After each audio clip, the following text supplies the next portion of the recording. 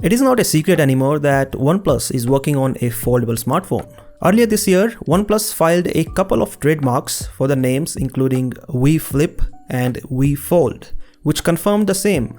And if that wasn't enough, then at the MWC this year, OnePlus officially announced that the company is going to enter the foldable market this year and will launch its first foldable in the second half of 2023. At that time, it was expected that the foldable by OnePlus would just be a rebranded foldable phone by Oppo, since Oppo is the parent company of OnePlus and has already launched a few foldable phones. And it makes sense if you think about it, because the Oppo Find N and Oppo Find N2 did not launch outside the Chinese market. The only phone that has launched outside the Chinese market is the Find N2 Flip. But today we got to know that the OnePlus Fold will be a different phone than the Find N or the Find N2 and will have a distinctive identity of its own. Now, this does not rule out the possibility that it is a rebrand of an Oppo foldable, because Oppo Find N3 is also launching this year. The name of this OnePlus foldable is not confirmed yet, so as per some sources it is called the OnePlus Fold, whereas some other sources claim that the name is OnePlus V Fold.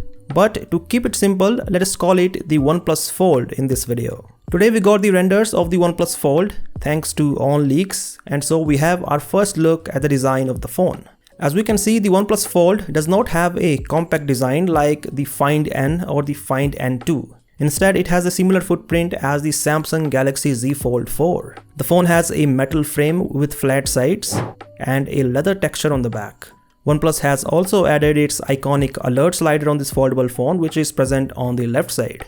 On the right side, there are the volume rockers and the power button that doubles as the fingerprint sensor. The phone has a huge circular camera module with a triple camera setup and the Hasselblad branding.